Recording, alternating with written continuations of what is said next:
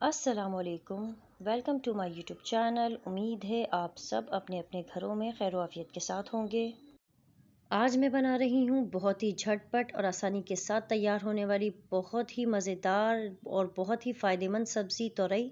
तो चलिए स्टार्ट करते हैं हमारी आज की रेसिपी। बिस्मिल्लाहिर्रहमानिर्रहीम। तोरई मैंने ली है 1 किलो के करीब।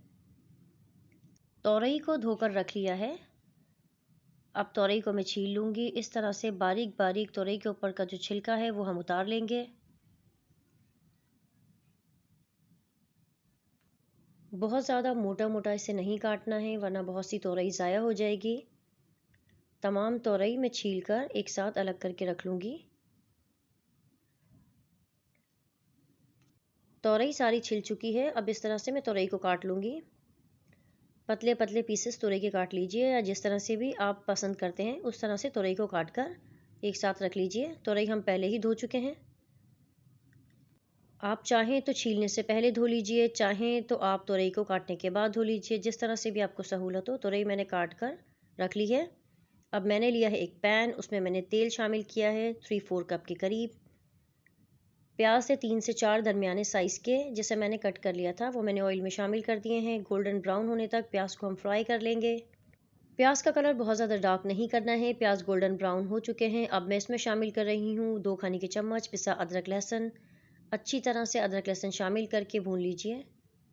अदरक लहसुन की भुनाई हो गई है। अदरक लहसुन की स्मेल ख़त्म हो गई है। अब मैं इसमें शामिल कर रही हूँ 4 से 5 टमाटर थे जिसे मैंने बारीक बारीक काट लिया था।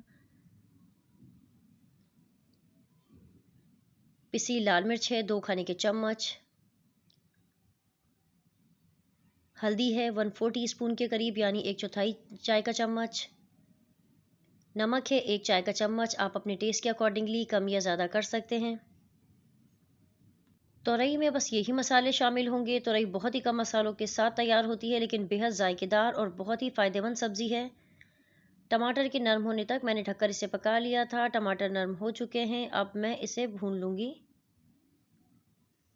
मसाले में तरी ऊपर आने लगी है। इसका मतलब है कि हमारी ग्रेवी जो है वो भुनकर अच्छी तरह से तैयार हो गई है। अब मैं इसमें शामिल करूँगी तोरई जो मैंने पहले से काट कर रख दी थी। तोरई को मैंने मसाले में शामिल कर दिया है। अब मैं इसे अच्छी तरह से चला लूँगी ताकि जो मसाला है वो तमाम तोरई पर अच्छी तरह से कोट हो जाए। तोरई मसाले के साथ अच्छी तरह से मिक्स हो गई है। अब ढककर तोरई के गलने तक मैं इसे पका लूँगी। तोरई हमारी सॉफ्ट हो चुकी है। तोरई को मैं अच्छी तरह से भून लूँगी।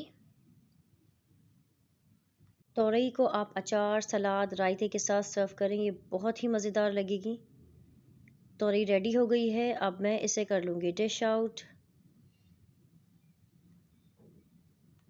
अगर आपको मेरी रेसिपीज़, मेरी रेमेडीज़ पसंद आती हैं, आप इन्हें ट्राई करते हैं तो अपना फ़ीडबैक हमें ज़रूर दिया कीजिए और मेरे चैनल को लाइक, शेयर एंड सब्सक्राइब करना ना भूलिएगा। Mummy, it's too yummy.